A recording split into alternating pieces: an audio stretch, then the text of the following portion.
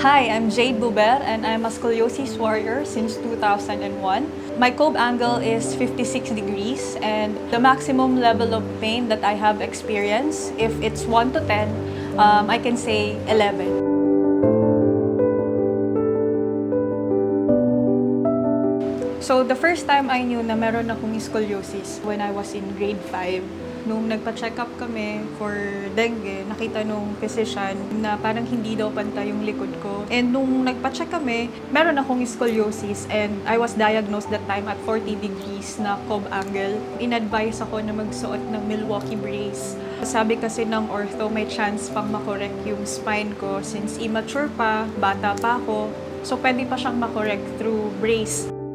Yung pain kasi na na-experience ko with my back, naapektuhan niya ako araw-araw kasi nahihirapan akong makatayo, nahihirapan din akong makalakad, nahihirapan akong makahinga.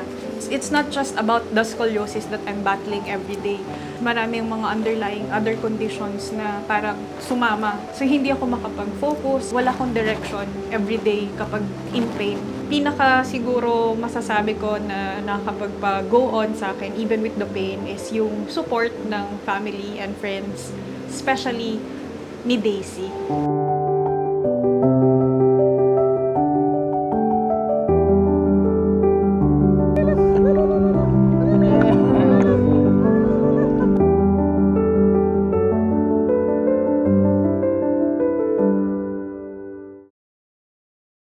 Inhale, lakas. 1, 2, 3, 4, 5. Exhale.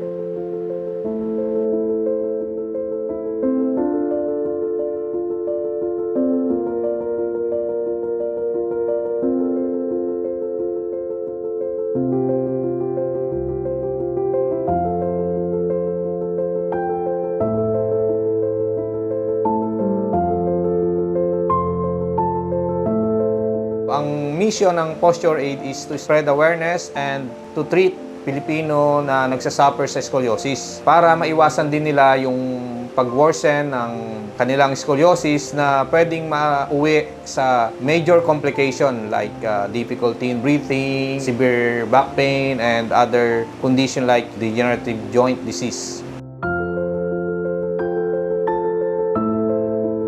When I started my practice, way back 2004, I handled many patients who are suffering from scoliosis. So I was wondering if there's something that I can do to really help them and matulungan ko rin sila na ma-prevent yung pag-worsen ng curve nila and ng condition nila, and at the same time, mapababa ko yung Cobe angle.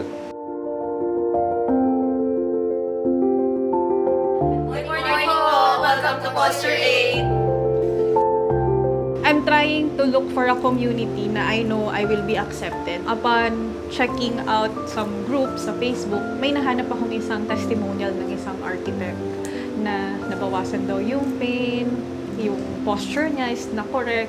Nung unang punta ko dito sa Posture Aid, sobrang in pain talaga ako.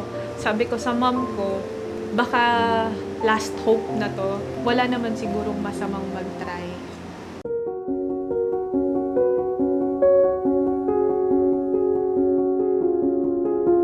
When I first saw Miss Jade, nakita ko na talagang in pain siya. Na-notice ko sa likod niya, medyo iba na yung skin niya dahil she told me na she tried different medication o nagsi-self-medication na siya dahil sa severe pain. Pero ang magagawa natin is ma-reinforce natin yung spine using the Srot method.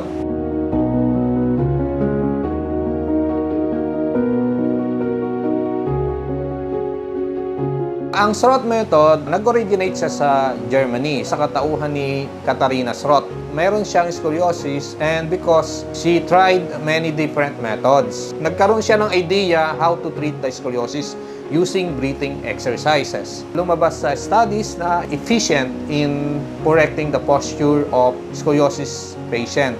Down. 1, 2, 3, 4, 5, 6, 7, 8. Ang initial problem talaga namin is yung pain niya. Meron din siyang diagnosis na degenerative joint disease and meron din siya no scoliosis niya. Contributing factor siya tuwing umaga. Tapos, nagsasucceed yung pain dahil sa scoliosis niya. So, during exercises, yun talagang iniingatan ko. Ayoko nang umangat yung pain niya on a certain level na hindi siya magiging productive for the whole day. Inhale, lakas. Nice. 1, 2, 3, 4, 5. Exhale. Ang pinaka-important na tinatarget namin sa kanya is mag-lessen talaga yung pain, yung mga deloading. Ang ginagawa nun is more of breathing exercise lang para na-activate yung muscles niya sa lower back and then yung diaphragm mismo. In-advise ko din sa kanya na pwede niyang gawin yun on a daily basis. Basta kailangan dun lang sa limit namin. Yung shot method, yung ginagawa nila sa sessions, very simple lang siya tignan. Pero pag ikaw yung nandun mismo sa exercises, nakakapagod siya, tsaka medyo may pain siya. Yun daw yung tinatawag na soreness, na dapat yun talaga yung mararamdaman after the shot method. Aside doon, meron din akong mga pain managements. Minsan, inu-ultrasound nila ako kapag sobrang in pain talaga.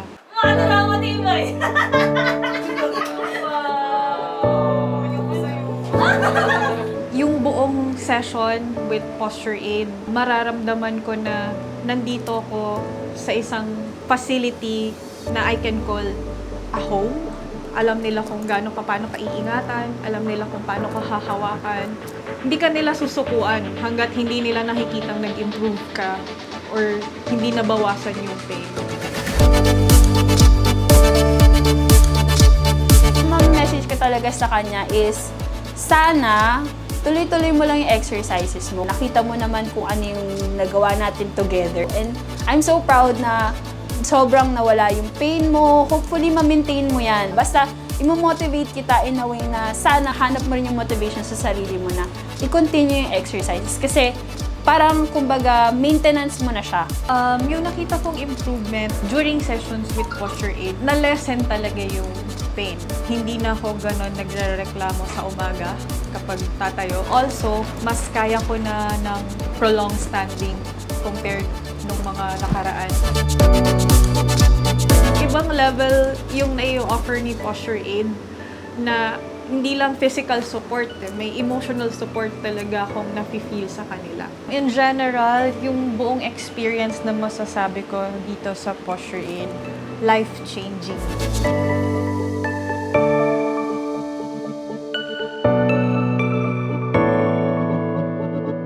Message ko sa mga kakapwa niya scoliosis is, di naman kayo nag-iisa sa nararamdaman nyo. Kailangan lang talaga is maging matyaga kayo. Kailangan talaga dedication and discipline. Maraming methods to help you. Maghanap kayo ng kung ano mang iba pang treatment besides surgery kasi marami talaga. Hindi nyo na kailangan tiisin to endure your pain. So, kailangan mag-consult kayo sa mga experts, sa mga doctors para makita talaga kung ano yung condition nyo and then para mabigyan kayo ng tamang solusyon. To all scoliosis warriors, don't lose hope and always trust the process. Kung kayo man ay in pain, katulad ko, kapit lang. Meron at meron talagang mga taong tutulong at saka may mga tao kayong malalapitan at may mga group katulad ng posture aid na willing tumulong sa mga kagaya natin.